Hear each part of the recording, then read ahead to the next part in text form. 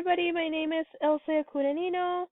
I wanted to say thanks for allowing Chaparral Regional Hospital to come on the show and talk about quality improvement plan. This will kind of cover just really understanding what QI is, which is another way of quality improvement is also known for. So I think to better understand the process, we need to understand what it is. So, just some objectives that we will be covering over. So what is quality improvement? Um, or better known as QI. I think that in order again to understand the presentation, we have to really understand what it is. Also, the use that QI has for healthcare facilities, as well as the potential use that Chaparral Regional Hospital has on having a QI plan in place. And just wrapping it up on what we covered, just kind of going over quickly what we went over in this presentation, as well as any questions or clarifications that anyone you might have. And lastly, I'll have a reference page that has some backup information of what we've shared today, as well as some extra information in case any of you would like to have. So, looking at what is quality improvement, everybody might be asking what it is. Well, first, it's a way to help hospitals, clinics to improve patient outcome, as well as setting standardized structure to help the hospital clinics get to where they would like to be. And of course, main reason is to improve the care that is given to patients, which are all very important to hospitals. I feel like these are the main um, way to kind of get patients through the door. So now, why are QI programs developed? Well, they are a form of a strategy to help fix an issue that is happening within the hospital system. So if there's something happening, you can't know what is wrong unless you first have data that backs up, oh, you know what? Patients are waiting way too long in our waiting area. So this helps us figure out that problem and fix it. They also is a way again to keep out an eye, evaluate and improve the quality of service that it is providing. So making sure that we're analyzing what the information is being given to us and that we are able to fix what the issue is, as well as making the change efficiently. So as well as not only preventing from the same issue happening, but also making sure that the changes are being done effectively, efficiently. We can't implement something that we notice is wrong. Go ahead. Oh, tomorrow we're changing it to this, and this is what we're gonna do it. Can't go from 1 to 10 right away. You have to do small transitions, and it have to be effective, but also efficiently. And also, it helps as well as preventing things from happening not only now but in the future. So it helps fix the problem as it is now, but as well as in the future to prevent that from continuing to happen because you will be monitoring to make sure that that doesn't happen again. So what use does QI have for healthcare facilities? So a lot of this stuff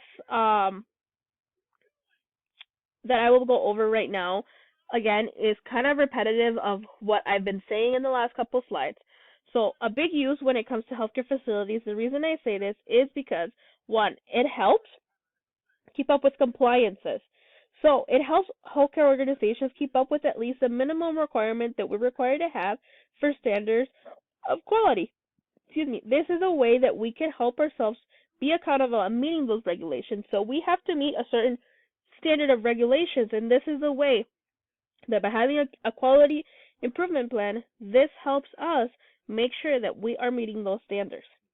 Also, patient satisfaction. So using QI in healthcare facilities increases patient satisfaction as it helps give real life and accurate data of what each patient experience was with not only the hospital and clinic, but also as well as the provider that they saw.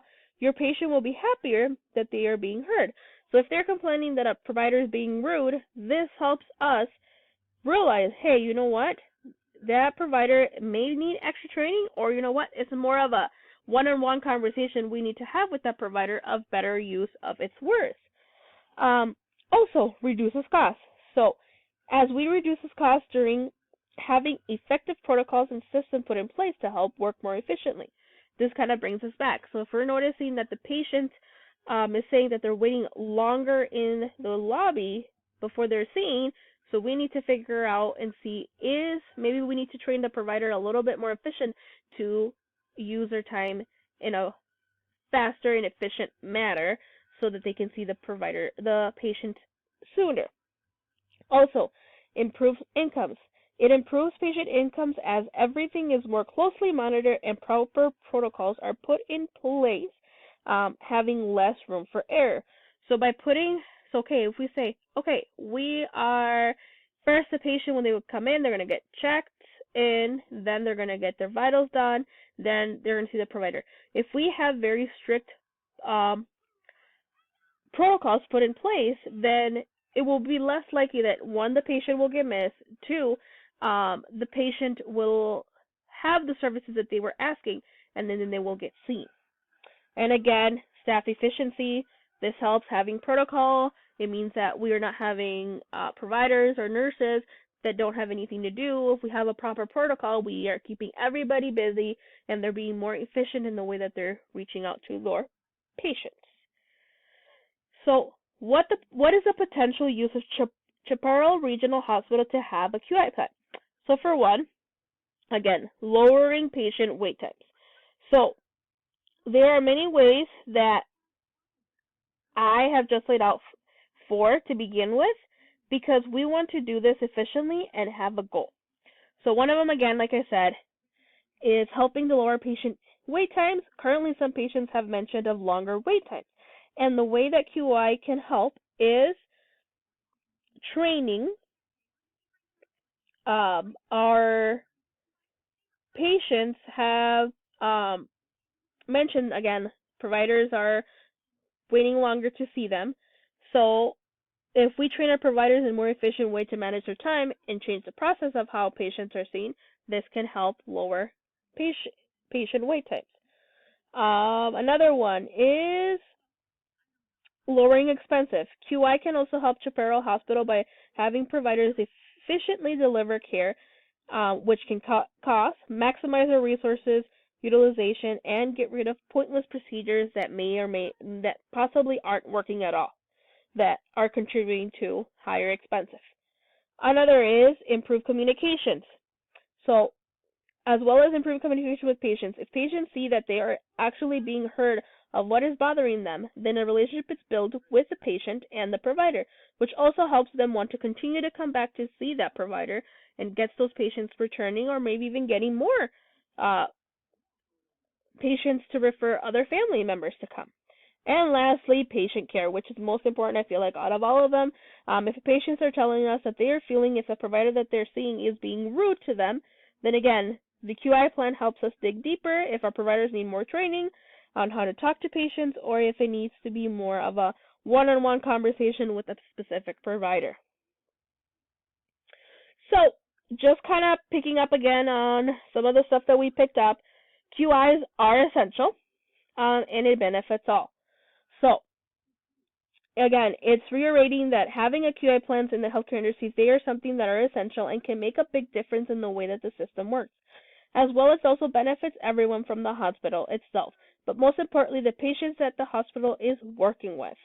So this is something that is not just, oh, the providers are winning or just the patients are winning. I think it's a whole system that works together that makes it work by providers delivering quality care. Then the patient tells us, oh, yep, this is working, or no, this is not working.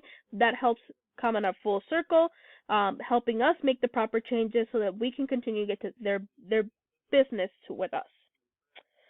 Lastly, I wanted to leave a slide for if anyone has any questions. I know that this is a lot of information in a short amount of time, but I wanted to leave some time to answer questions or help clarify that anything that isn't making sense. As well as this last page is the websites to the information I provided.